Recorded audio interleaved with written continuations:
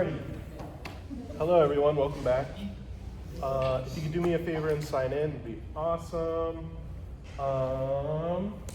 Okay, so I talked to Dale and I got a list of topics that he wants everyone to stress on.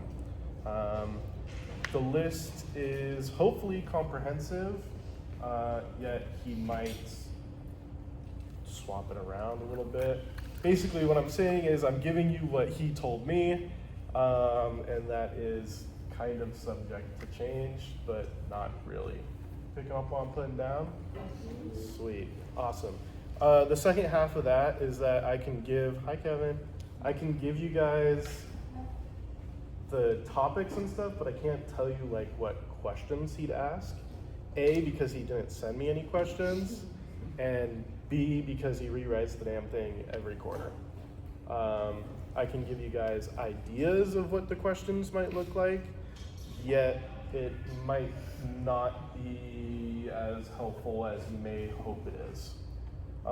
My plan for today is to first chat about that list really, and then either go through the list or answer questions on it as they come up, or just do kind of like a question review thing. Yeah, in terms of that, urea, last time I went into detail with you guys, but I honestly didn't go very deep or very crazy, and that's because that's as much as I had to know. And from the previous quarter, they didn't really have to know any of it. So it looks like this time around you do have to know a lot more. So I'm willing to spend a lot more time on that and go through it in more depth. Okay, so the list. Here's what he told me. He told me that amino acids are extremely prevalent. In the 10-minute conversation that I had with him, he must have said amino acids 100 times. With that, it's the classifications. So understanding acid base, polar, non-polar, that kind of stuff. And also with amino acids, like amino acids is kind of our main point. From there, we're branching into the rest of the topics that he really wants you guys to know about. That includes the specialized products. So for the specialized products, he wants you to know what amino acids go into said specialized products. The ones in the notes are important, but also the porphyrin rings, and in relation to nucleotides, the synthesis of said nucleotides, the purines and pyrimidines. So knowing the amino acids that go into the creation of nucleotides. Porphyrin rings, I said. Cool. The second half of that is understanding bonding interactions between amino acids linked together in chains, which is more like a secondary and tertiary protein structure idea. If you guys know primary, secondary, tertiary, and quaternary structure, primary is the linkage of them all together, the order in which they're together. Secondary is the interactions that they have with each other, the beta pleated sheets and the alpha helices. And tertiary is how those much larger structures interact with each other overall.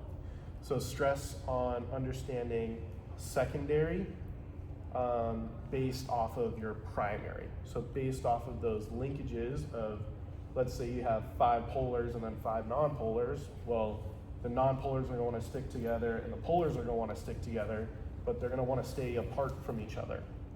A good example would be like an integral membrane protein, like a channel of some sort.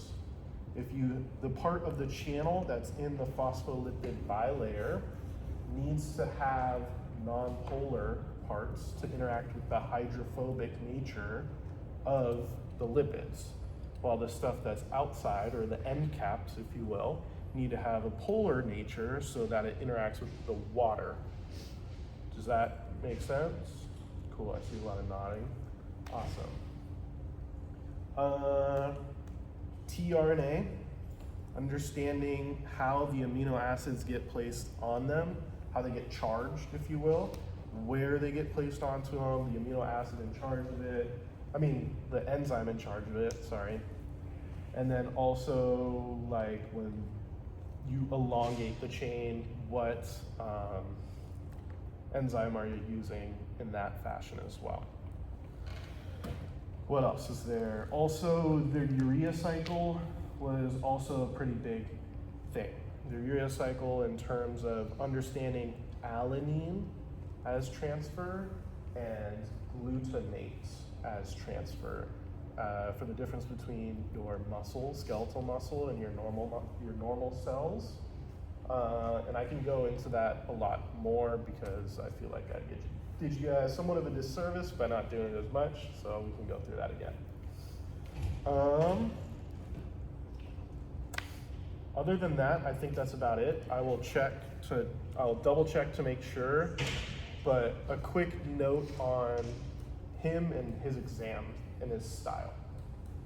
He really likes questions that make you think kind of one layer deeper. A good example of this would be if I was to ask you what percentage of amino acids are glucogenic. You'd be, well, how many are there, right? You have 20 total, and you know that 2 are ketogenic only. So 2 out of 20 are ketogenic only, so that's 10% are. So 90% of my amino acids are glucogenic. Yeah, cool. So you have to take that one step to kind of think a little bit deeper about it. It's not like, which of the following amino acids are glucogenic? And you just pick which one. Another example that he stated to me during the conversation, which was just an example one, let me be clear, was what percentage of amino acids are recyclable? And it's 100%, right? Another important one, I would bet money that this would be on your exam, is the recycling of proteins, the amount in grams. So on your slide is listed 250 to 400. Know that. He'll probably shrink the size of that a little bit more, maybe 250 to 350 or 300 to 400, but it'll be in that range, of course. Yeah. Oh, it's 250 to 400. Wait, one more time? Because 100%. Oh, no, I'm talking about grams of protein that you recycle daily. Oh, yeah. Does that make? You intake 250, you recycle 250. No, not even your intake, just yourself as a whole. Yeah.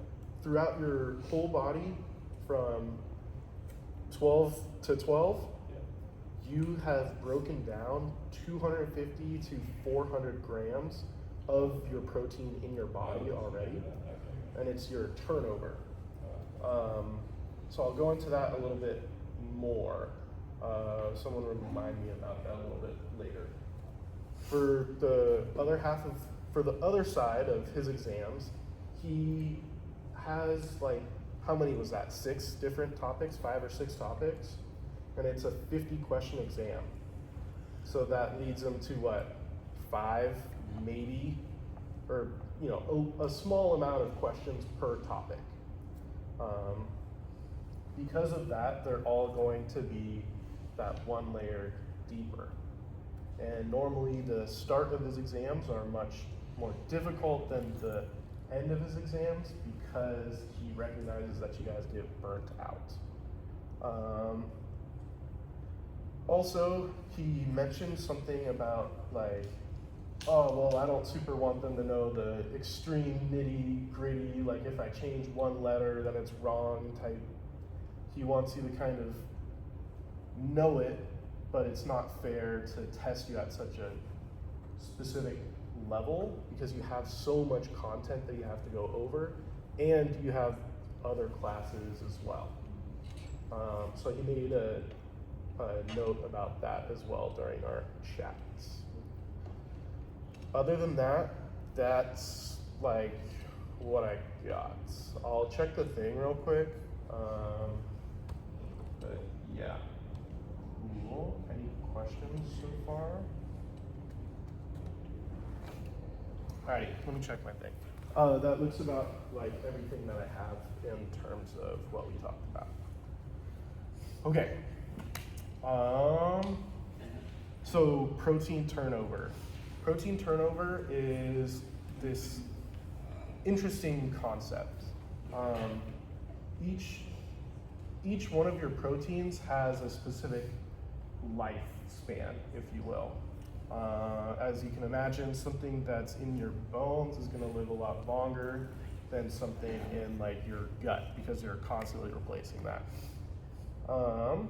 So what does the body do? Well, as a result of knowing that it will eventually fail, we just take it apart and put it back together most of the time, which is kind of funky. It's like if you have a house and you know that you're gonna have to replace one of the walls in 6 years, when 3 years comes, you just tear down the whole house and then put it right back together using the exact same pieces. And then it's good for another 6 years.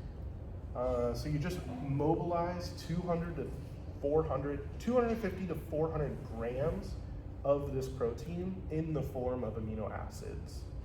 And that's why you have such a high turnover rate, or that's a result of this high turnover rate. Does that kind of clear things up? Cool. Okay, you guys want to do urea? Yeah?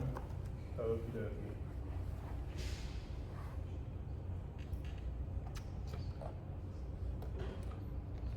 What the hell? Well, I got new ones, but I can't tell which one's new and which one's not.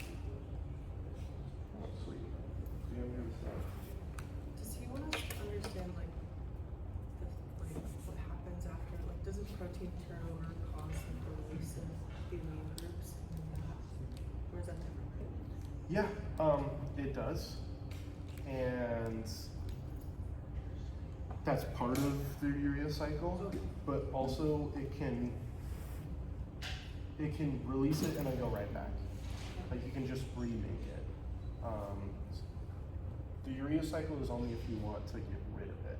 Okay, maybe that's what. Okay, so let's start with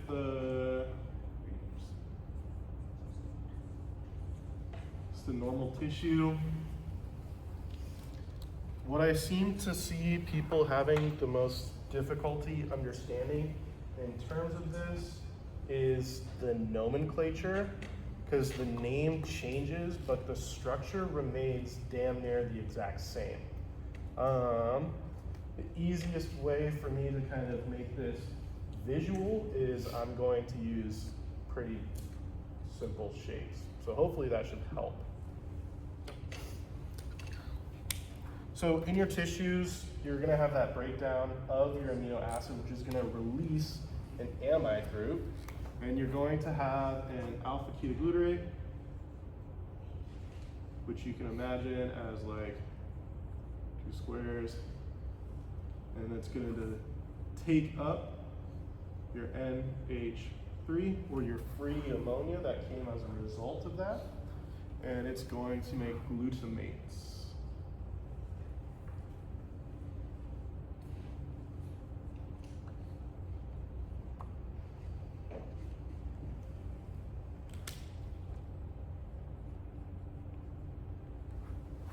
And that's literally the whole difference between alpha ketoglutarate and glutamate, is that there's an NH3 group on it. It's really that simple in the nicest way of me putting it. You know what I mean? Now this glutamate is going to go through your blood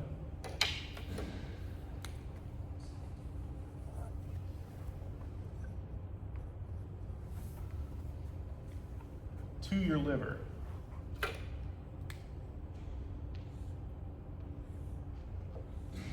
No way, I swear to God, I just got this. I'm actually pressed.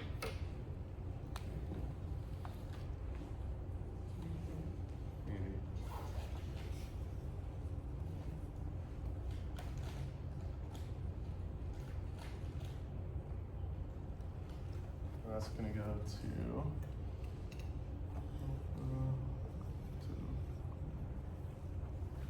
Jesus, dude.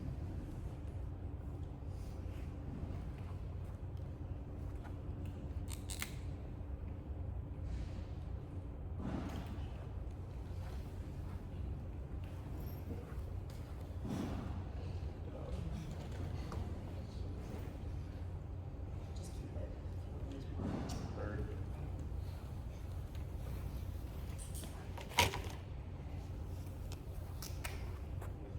Oh, hell yeah. Just don't get them mixed up. Yes, Bob. Right. Is the garbage can still over there? No.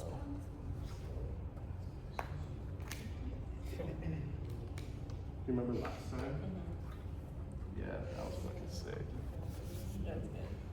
I was actually really impressed. Yeah. Last time I was here and one of my markers died, I chucked that bitch into the corner and I nailed it right into the trash can. There were that many people who were listening though. I was keeping.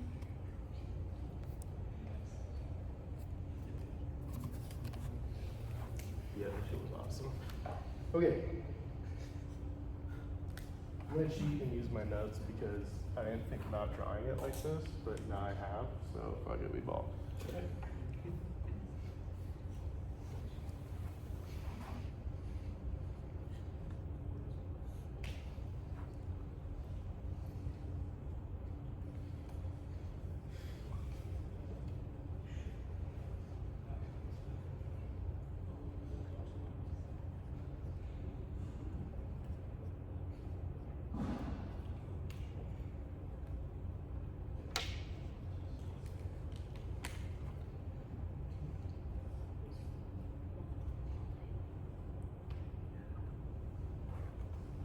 Coolio.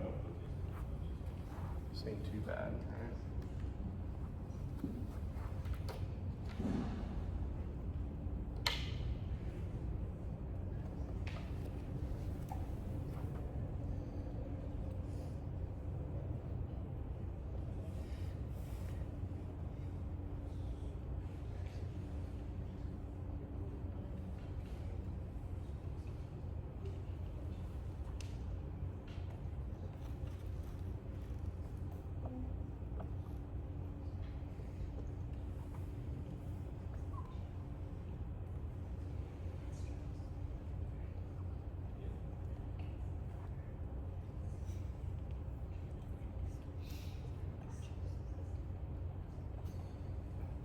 My bad, dog.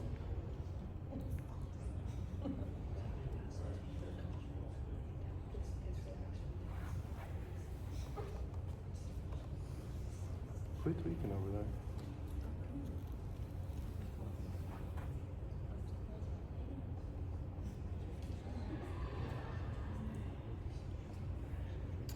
How do I want to do this? Sorry, I should have thought about this a little bit better. That's my bad.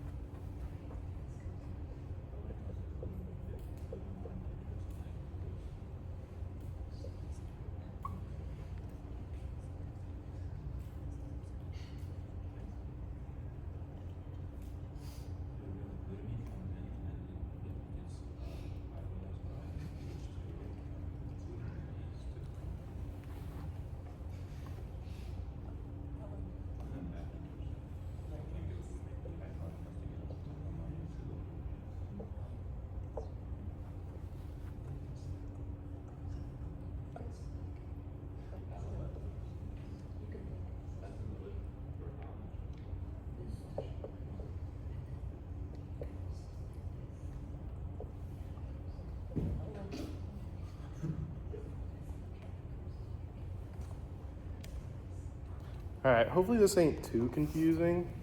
Yes. We'll go through it and it hopefully. Yeah. Oh, son of a bitch. That's kind of my bad.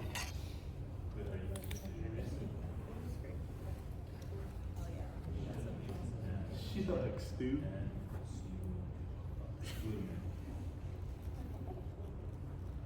I should have gone down. Yeah, just made her send it to me. I was like, I don't know what the fuck. Yeah, that's a lot. Okie dokers. So in your tissues, you have your alpha ketoglutarate, which takes on an NH3 or a free ammonia group from your amino acid degradation. Then it goes into glutamate. That's through glutamate dehydrogenase, and you get alpha ketoglutarate with an ammonia attached to it, which is called glutamate. Does that check out? I thought it was aminotransferase. Aminotransferase? Maybe it And is. then it converts to an alpha keto acid, and then, So an alpha keto acid, or alpha ketoglutarate is an alpha keto acid. okay. But to enter the blood doesn't have to be glutamine. It can be glutamine or the glutamate, from what I saw on the. Okay, let's triple check, shall we? We can go with glutamine. Because I think that's one of his, that would be like a good question, like what are the two, what is that whole ammonia in the blood or something, it's glutamine and alanine? Yeah, I'm picking up what you're putting down.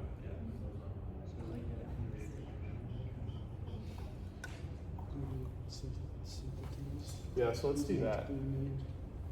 Good catch. Thank you.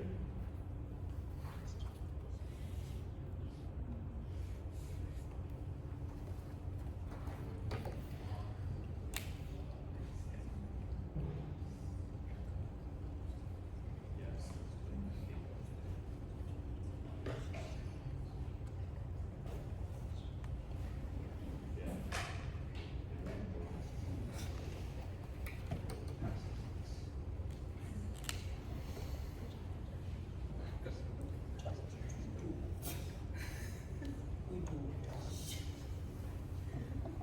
Tweaking over there, Ken? They're more than usual.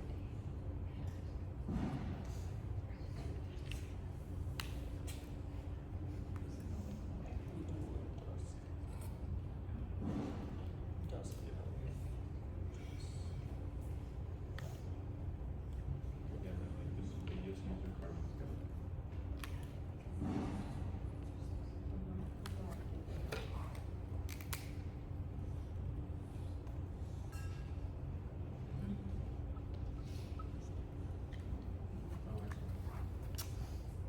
So the same thing happens over here. You're just getting that NH3 group to come in. And conversely, the NH3 group would come off here as well. In the textbook, and from what I heard that it goes on, he does specifically the glutamate to alpha ketoglutarate reaction, but it does do and yield the same idea, right? You're mobilizing one of the ammonia groups from the glutamine, which is a glutamate with an extra amide, so that's a glutamine, to become glutamate. This mobilized amide here would go onto an oxaloacetate to make an aspartate as well. However, in the blood, when it gets transported back, it's through the alpha ketoglutarate. Double check.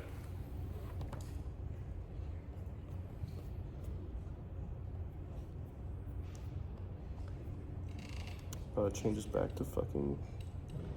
How about let's not worry about how it gets back.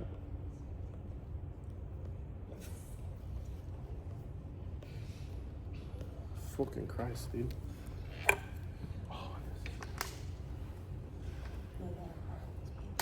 Okay, does this make sense though? Your alpha ketoglutarate goes to your glutamate. This glutamate adds on another NH3 group and becomes glutamine. This glutamine gets transported in your blood to your liver. When you are in your liver, the glutamine goes back to glutamate, and glutamate back to alpha ketoglutarate, and this yields a free ammonia group. This free ammonia gets attached to your oxaloacetate and turns oxaloacetate into aspartate.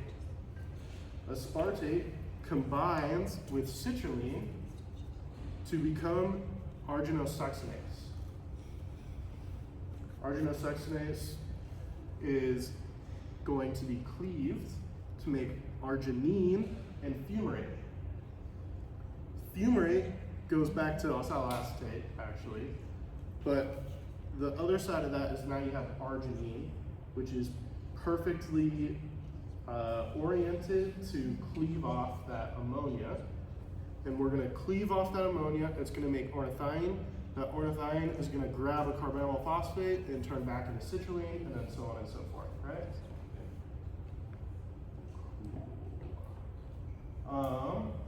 So what's really important to know about this?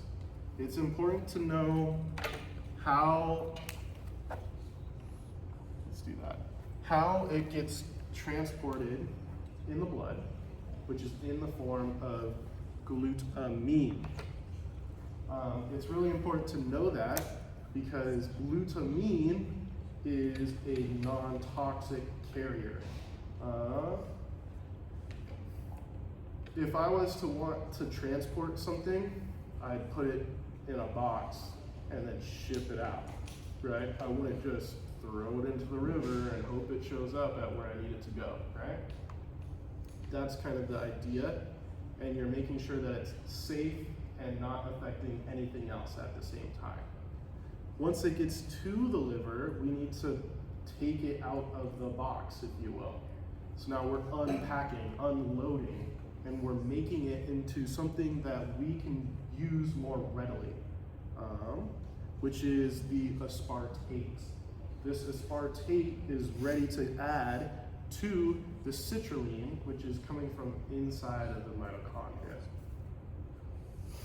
And I'll make that distinction on there as well. In the mitochondria, the ornithine gets a carbamyl phosphate, which is a CO2, an NH3, and an ATP. That's all that it is. It's those three things together. Are you ever gonna run out of carbon dioxide? No. Are you ever gonna run out of ammonia? No. Are you ever going to run out of ATP? Probably not. That's the thing that we care most about. And how are we gonna make more ATP? Well, oxidative phosphorylation, all the other crap, like that's cake. We're not worried about that at all. So are we ever really worried about making a carbamyl phosphate? No, it's not a huge deal to us. So I know that that side of my cycle is gonna continue going. Cool. What about the other side? The oxaloacetate and aspartate, so my oxaloacetate comes from pyruvate, or it can come from the fumarate. So really, we're not in any trouble over here. So this process is going to keep going. It's kind of a self-renewing process, which is why it's a cycle. So we need to find parts of it that are rate limiting, if you will. This is the stuff that he cares about, rate limiting steps. So what is kind of the rate limiting step? What slows us down? Like the glutamate and alpha ketoglutarate. If we don't have that, then the cycle is not going to continue. And how do I get that? Well, I get it from my tissue cells, from packing it and then shipping it out. Cool? Not too bad? Yeah. Like, what would the tissue cells need to lack in order not to be able to ship it? So that's a good question, and there's no real name for that, and there isn't a name for it, like a condition name for it, because the condition is death. You'll hear him talk about that as well, like, oh, what is it called when you have low B, whatever it is that makes berry. Oh, you have low B3, I think it is, and you have berry or plaga or whatever it is. Those are named ones because you live. But it's like, well, what happens if you have no vitamin C or something of the sort, right? It's not named, it's because you're gonna die.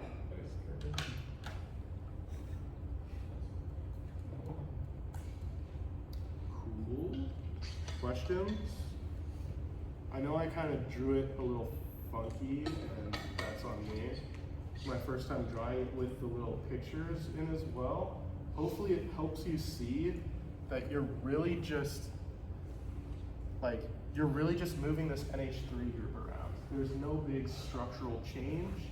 The only structural change, if you will, is like the cleaving of arginosuccinate, to arginine and fumarate. Like that's kind of the biggest one. And that's just trimming it down to make it usable. Coolio? Sweet. Okay. Now let's do muscle. So sad that I drank all of this.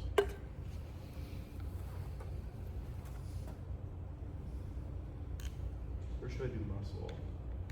I can put muscle over here. Is that too much? Okay, sorry. I'm just gonna move this then. Well, this is kind of late.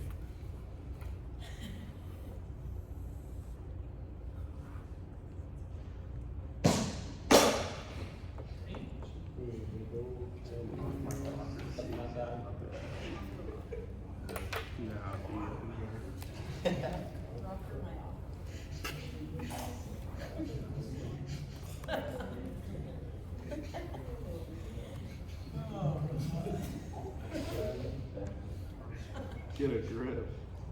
It's been a long day, okay? I'm already down.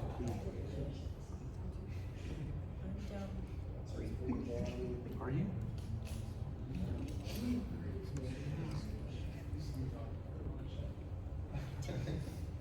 Why? Because I feel like I should. Said every quitter ever, dude.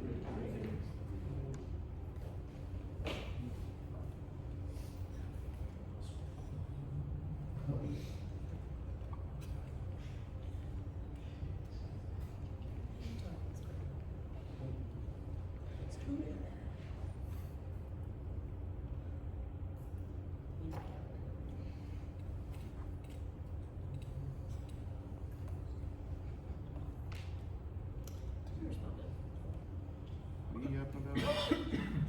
Some bullshit.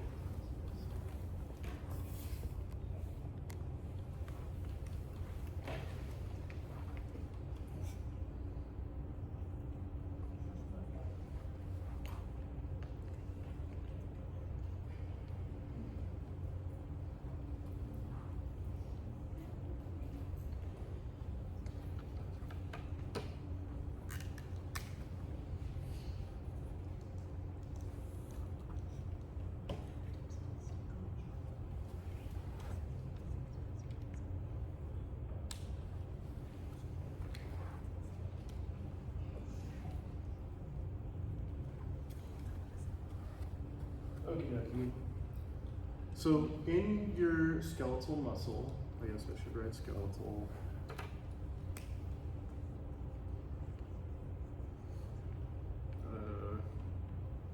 Skeletal. Is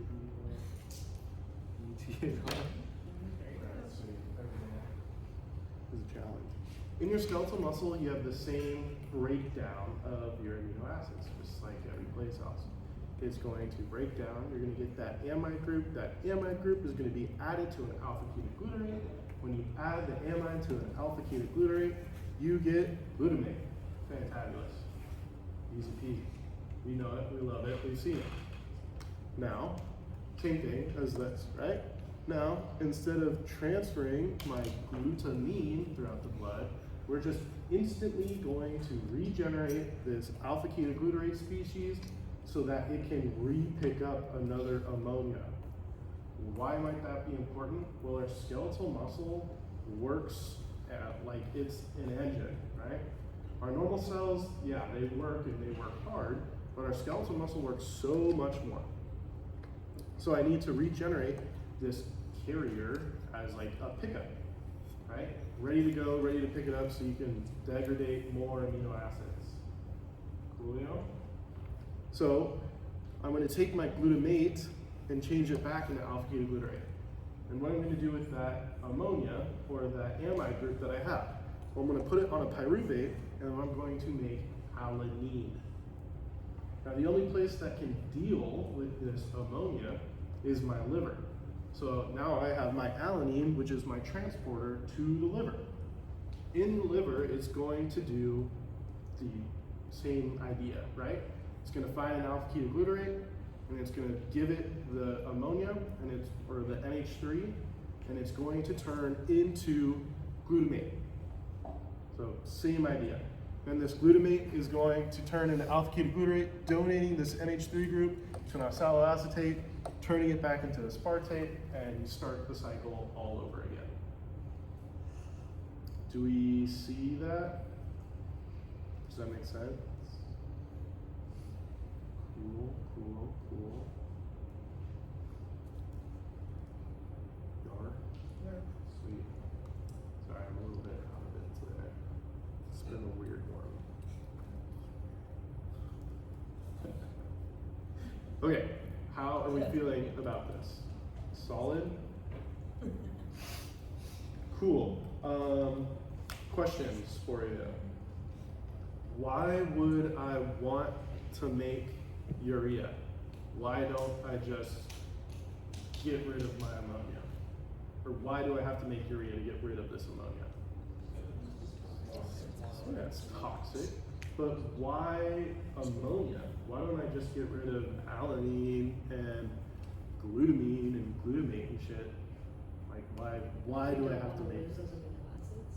Yeah, I don't want to lose those amino acids, right?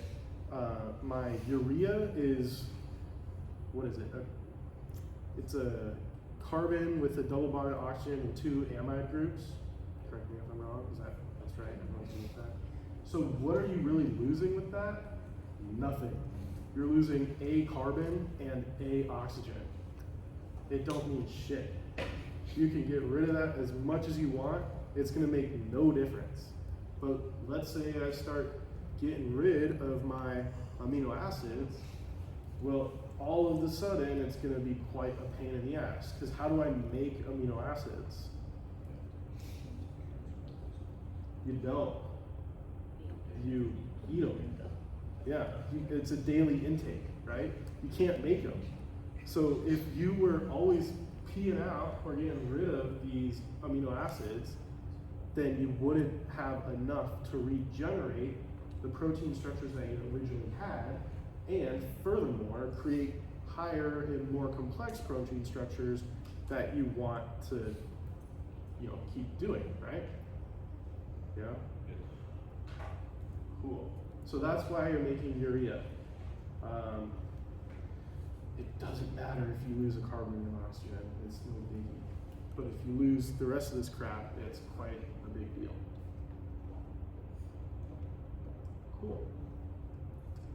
Another question.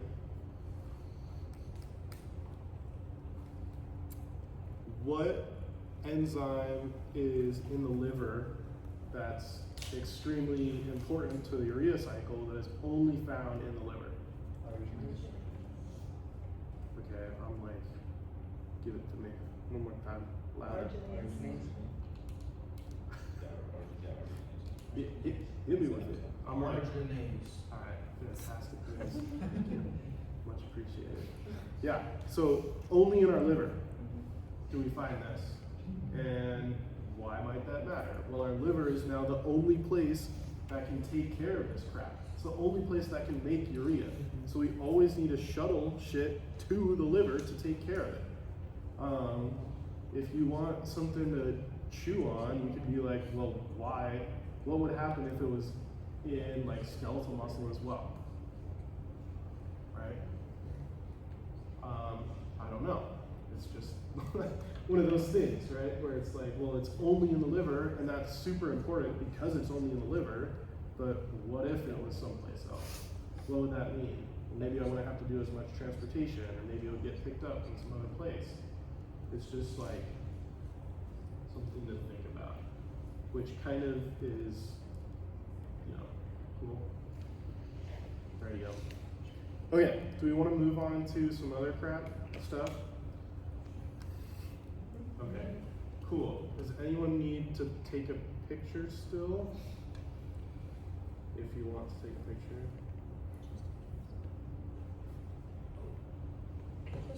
Heard. Okay, I am going to erase this.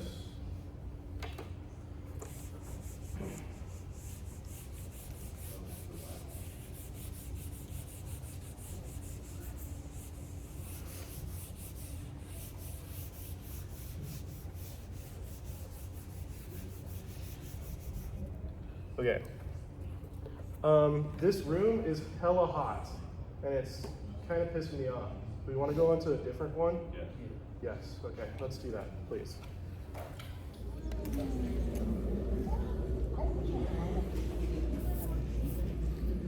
Okay, I'd like to open up questioning. Does anyone have questions about what's going on, or like what to expect, or I think that you guys all seem pretty damn prepared. Yeah, I know. From the people that I've talked to and people that I've seen, you guys are putting in the work, right? I didn't do all this crap, and thank God I didn't, because that's a pain in the ass. But I know the people who did. And if you can do this shit, you're looking pretty solid, right? And from I really think that one of the best things for you guys is to highly stress on those amino acids. Just because the amino acids are part of all of it, for lack of reasoning, you know, like amino acids are part of everything, but it's always going to be like amino acid stuff. I actually have a question on that. Yeah. Business field of thought. Oh, go ahead. Like, Flash happens up what's here. the best way to differentiate, like, if like amino acid is non-polar or polar, like, especially with the structure, like, what Yeah, like, good question. So that's an important distinction to make when you're starting to study these amino acids. What makes something polar? What makes something non-polar? What makes something acidic? What makes something basic? Polars are normally going to have like an OH or an NH3 or an SH. I think SH is only part of one of the polars. But they have this group where the electronegativity is uneven, meaning that they're going to have a polar interaction, right? Non-polars are going to be mostly carbons with hydrogens, just straight up, whether they're big, small, or indifferent, right? It's mostly just made up of these carbons and hydrogens. Yeah, does that clear it up? Yeah, actually I see it now. Cool. See the pattern, you know what I'm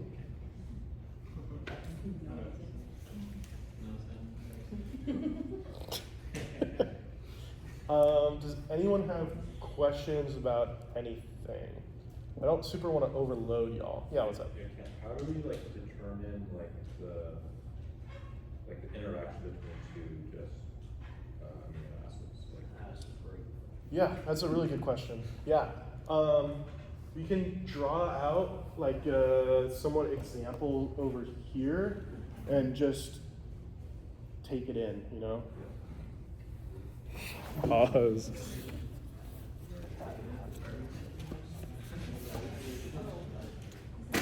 Oh, baby. Oh, are you talking like when they meet in the carboxyl group? Like the same.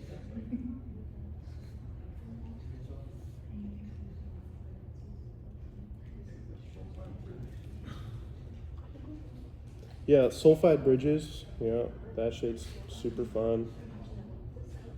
Fun is a term that I guess you can use, but it's not exactly the most fun.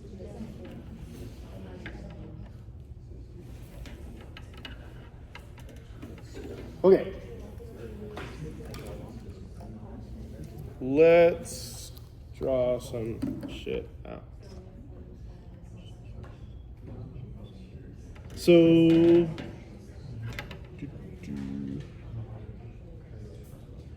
what the hell is this list, man? Honestly, I don't have all of them memorized in terms of polar and non-polar because I just used the chart and put it on my fucking cheat sheet. So, I mean, I didn't have to worry about it at all. So I was pretty lucky. Here we go.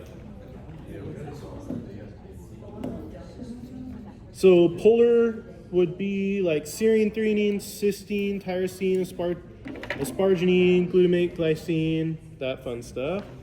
And I'm gonna show you the idea of this, how to do like the alpha helix in a way. So the alpha helix, everyone knows what an alpha helix looks like, right?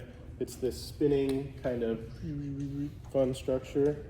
So what it is it's interactions between every fourth residue, I think. 3.6. So it's stabilized by hydrogen bonding between the ketone and the NH groups of alanine, glutamate, leucine, and methionine. So alanine, leucine, glutamate, and methionine.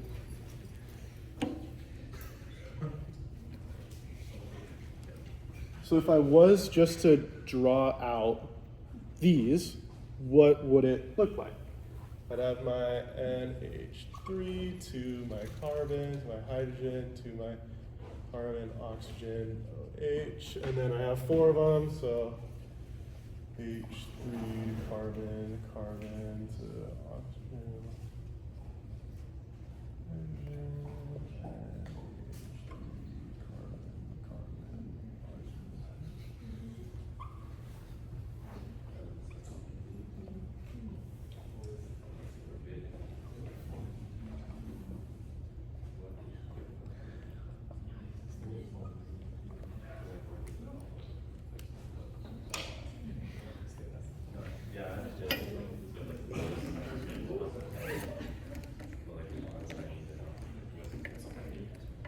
Use a pretty color? Like what, pink? Okay. Yeah, sorry. Sorry if I missed this, but what are the 4 amino acids that you listed? Alanine, leucine, glutamate, glutamate or glutamine? Uh-oh. Glutamate and methionine. What are those in relation to this? Those are the only ones that form alpha helixes? They're not the only ones that form alpha helixes, but they're the 4 most popular ones. So let's draw out alanine, which is literally just a methyl, so life is good.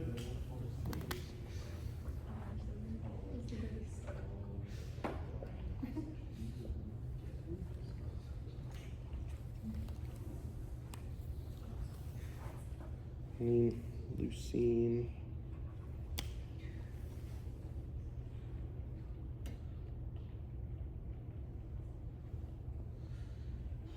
It's 1, 2 with the.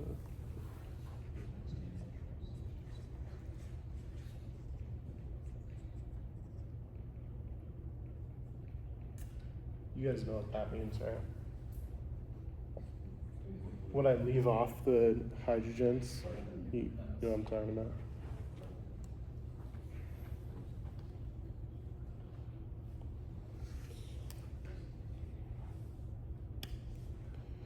One, two, three.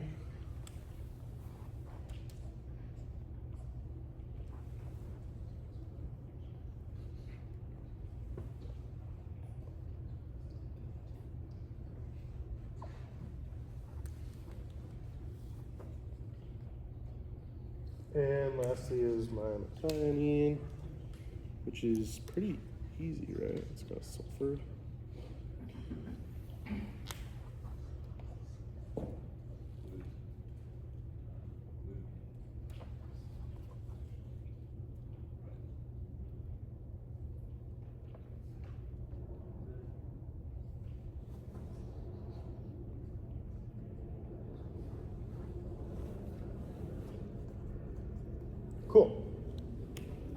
Now, what happens when I put these together? What kind of bond is it?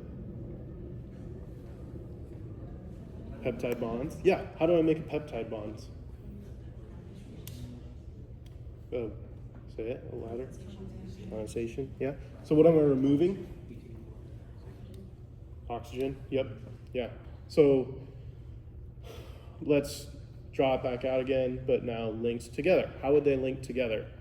All in the same direction, or do they alternate? Yeah, good. So NH3 to my carbon, to my carbon, to my N.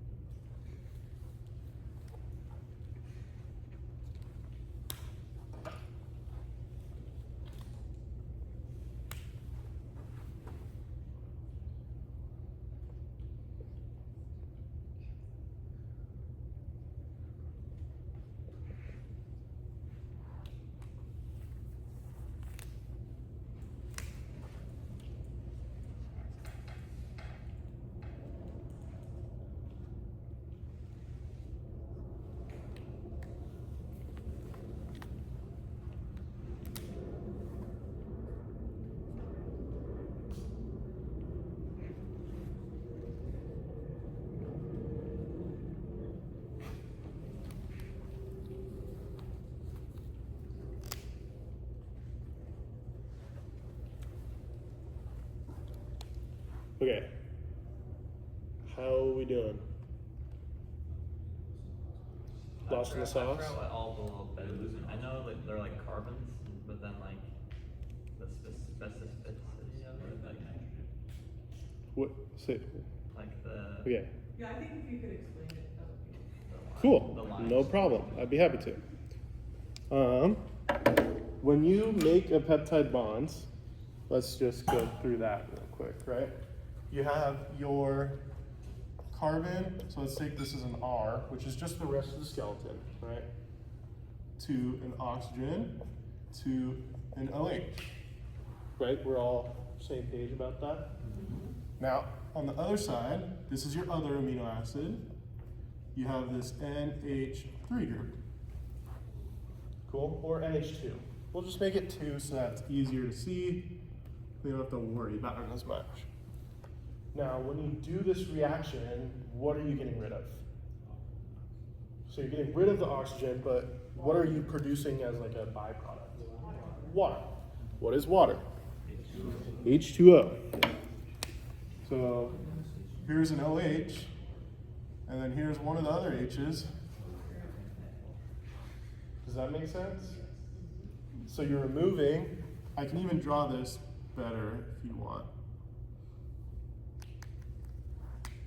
This would be a nitrogen, then you have a hydrogen here and like a hydrogen here, let's say. Cool? So I'm removing this water. It's gonna go over here and I have H2O. Awesome, great, fantastic. What's left as a result? I have my R group attached to my carbon with my O, right? Nothing of this has changed. And what's gonna happen on the other side? I'm gonna have an N with an H attached to an R. And that's your peptide bonds. Does that make more sense now? Okay, so that's all that I did down here. I just removed the water in the creation of those 1, 2, 3 peptide bonds. Does that check out? Cool. Now I have this linkage together and they're all color coded. So you can see which amino acids are where, right? And they're all color coded, and you can see, okay, I have that linkage. There's 1, 2, 3, 4 amino acids there, which means there's 3 peptide bonds, which means I have 3 OH or 8 H2Os made. Fantastic, great. So now I need to worry about the interactions that they have with each other, right? Some of these are polar, some of these are non-polar. Which ones are polar, let's say? Oops, let me choose better color. So is alanine polar? Non-polar. No. Is leucine polar? Non-polar. No. Is glutamine polar? Yes. Is it the only polar one here? Okay, perfect. So what is going to happen between my polar and non-polar groups? Are they going to come together or are they going to go apart? They are going to go apart. Fantastic. Right? We're all in agreement with that? It's like having 2 negative charges next to each other, they're going to repel. Right? Cool. So now, let's think about how this is going to look. What ends up happening is that you're going to form a hydrogen bond between the double bonded oxygen and the H group that's left over. I'm going to draw this out large. Yeah, Sorry, can I ask a question? dumb questions are my favorite. You have NH3 on the end of the protein, Uh-huh. but then on the one where you're showing the bond forming, you just have 2 there. Yeah. Where's the other hydrogen? It's either the protonated or deprotonated form. So it can be either. It depends on which pH you're at. Most of the time when these are drawn, they're drawn in NH3, They're drawn in deprotonated. drawn in the protonated form. This one I drew in the deprotonated Yeah. form so you could see it easier. Okay. If you wanted to like have it, once the deprotonated form is what's favored when you do the binding. Because once I have this, this isn't going to become like an NH2. It's going to stay an NH1. Does that make sense? Cool. Yeah. This might like fuck everything up, but like, how do they, like, does it matter if one is deprotonated and one is protonated? Like, will that change anything? It would change the overall structure. It's like a domino effect. If you were to knock over that first one, the rest of them start going. So what's happening is if you have this as an NH3, it's positive, right? And now this positive is going to be by no charge. This is going to have a slightly negative, right? Because it's pulling so this positive and this negative are going to want to come closer together, right? But if this is just NH2, then it's not going to worry about this at all. Okay. Does that? Yeah. So it's this tiny little shift that happens just here, but if you have a tiny little shift that happens here, then this is going to come together, which leaves more room for this to go that way, which, change. Does that make sense? Cool. So what I'm going to do is I'm going to draw what it looks like to have this H bonding in alpha helix, right? So one side is going to have the nitrogen to the carbon, right? You're going to have your oxygen because it's your 1. And we can say that it's either a continuation or in this case we can say it's the end of it. So let's just put OH. Make it simple. Down here is going to have your hydrogen. Ooh, that was a weird way to draw an H, but whatever. And then off of your carbon right here is going to be your R group. It can be any of these, but for right now, let's just leave it blank. Cool? Or let's leave it as R. Now, down here, you're going to have your, Jesus, dude. Your carbon, which is bound with your oxygen. Yeah?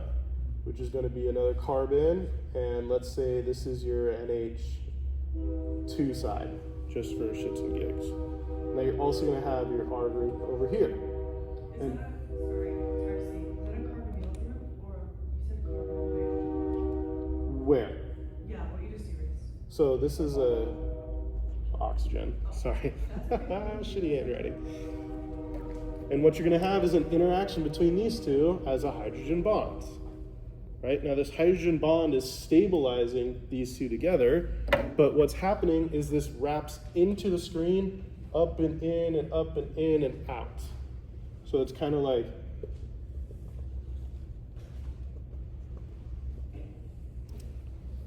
is that trippy? He's trying to go to carbon trying to go to- So the carbon's going to attach to another one, which is going to attach to another one, which is going to attach to another one, which is going to go back to this. Because this would be like R group number 1, and this would be like R group number 5. Oh, okay. So you have 1, 2, 3, 4, 5. Because it needs to be this larger structure. Does this make sense? If this is driving you nuts, tell me.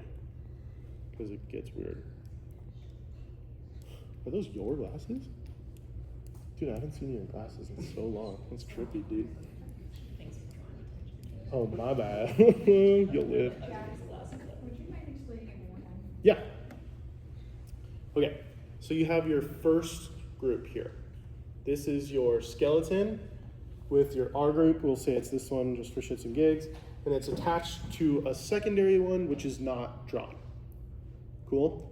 That one's attached to another one, which is not drawn, which is attached to another one, which is not drawn, which is attached to this final one, which is drawn. The reason that you don't have these extra ones in there is because you have to wrap it around somehow, right? It's directly on top of each other here, but on the other side, you're doing the exact same thing. It's just inlaid more. Is that confusing? It's a very much a spiral going up. So if you think of like a spring, right? And like one side of the spring is still attached to the spring and the other side is still attached to it, and you push down on either side. Is that trippy? Is that confusing? Yeah. Are you showing kind of like that O and the H on the top there, but 1 and 4, or like the Yeah, 1 and 5. and 5? Yeah. But like that's what it's like it's not the R groups that are necessarily interacting, it's the O that's coming off the C and the H that's coming off the together. Yes. If you want to think of it like a big ass cylinder, right? Ooh, that's all right. Clearly I'm not art. It's going to wrap around and up, right? And you imagine it's coming around the back, same thing, and it's wrapping around and up. And it's coming around the back, doing the same thing, and it's wrapping around and up. But all you can see is this front side. So you know that there's an interaction between here and here, here and here. But on the back side of the page, or the other side of the cylinder, it's having the exact same thing happening. You could say like from this one all the way down to that next one. Does that clear it up? It's multiple sides to this 3-dimensional structure, but showing you what's happening, like for example at this blue one, is this. Yeah?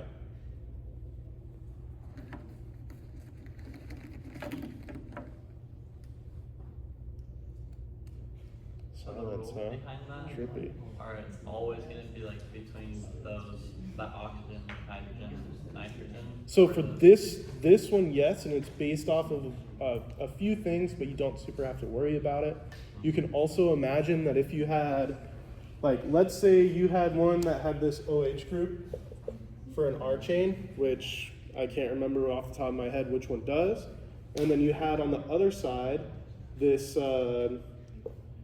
this glutamate one, where you had this NH3 and it was attached to a carbon, which is double bonded to an oxygen, right? You could see that this OH and this NH3 are going to have an interaction with each other as well. So there's like levels to it, right? Yeah. How would he ask a question referring to the alpha helix? He wouldn't ask about the alpha helix, he'd ask about the interactions that are going on. Understanding that your polars are going to stay with your polars, your nonpolars are going to stay with your nonpolars, they're going to stay away from each other. How do they get stabilized? Well, one way they could get stabilized is in the form of an alpha helix through the hydrogen bonding. Does that clear it up? Yeah. And like, since hydrogen bonds are tied to weak bonds, they need that structure in order to be Yes. strong. Yeah, and the orientation of all of this puts it into a place where the hydrogen bonding is like preferred. So having it there is like, you know, putting a piece of tape over it already. Like it's helping, but not very much, right? But like if the hydrogen bond was outside the double helix, it would not be ideal. It could be. You have so many different interactions and orientations that you can do. Just with these 20 amino acids, if you put like the first one next to the fifth one, next to the sixth one, the amount of combinations that you can get is astronomical. And the whole reason behind that is making this large shape that's made for whatever purpose it needs to do. If you need a channel, then you need it to be this big giant tube. If you need it to be like a transport, it could be like a square. If you need it to be an enzyme that breaks down an extremely specific thing, then you need it to have that negative shape impressed on it, right?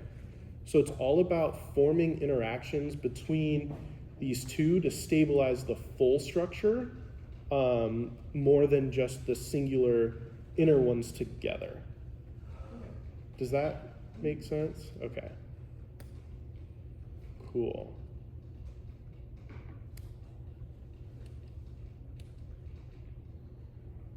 And then like the bends, so like.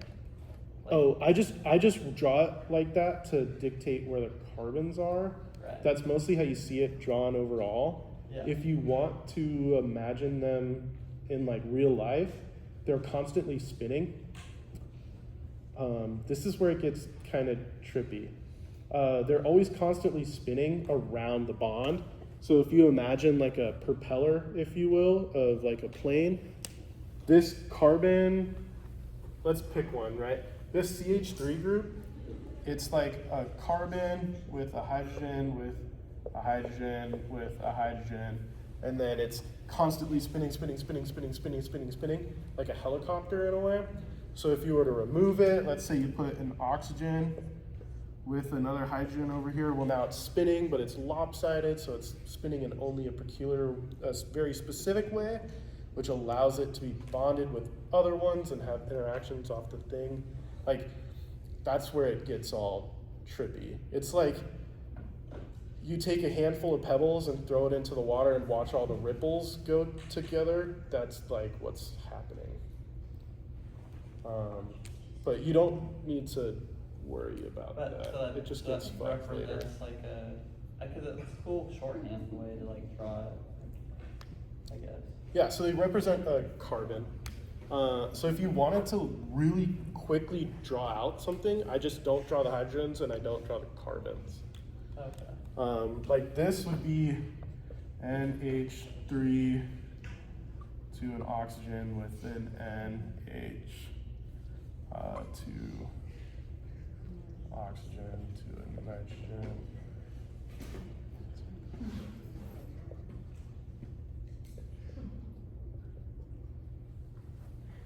Right? So if you're just really quickly short-handing it, then you don't have to draw out a ton of crap. Yeah. Okay. And I'm lazy, so there's that too. So there's like if you. Oh, okay. Alright, never mind. I don't know. We don't need to know that. Yeah, you don't super need to worry about shit like that. Are there any questions about content?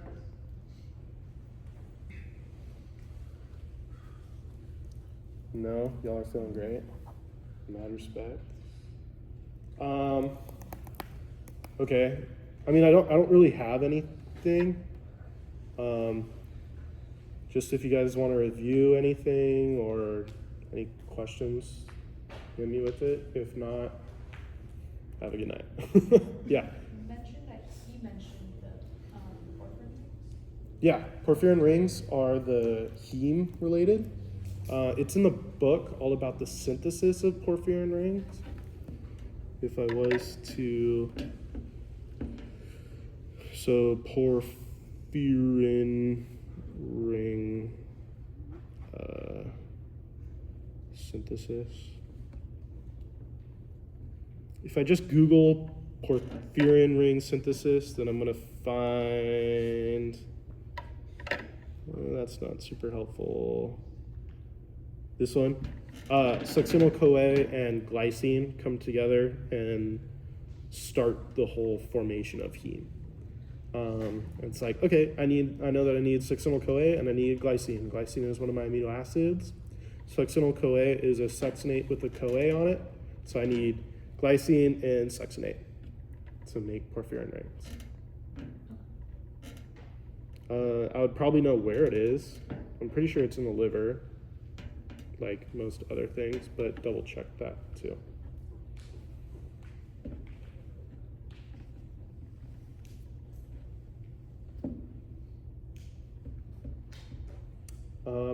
Okay, yeah, enjoy yourselves. Don't let me fucking stop you. I appreciate y'all showing up. Sorry I don't have more for you, or maybe you're welcome I don't have more for you. Yeah. If this isn't helpful, let me know. I'm still working on this. So there's that too.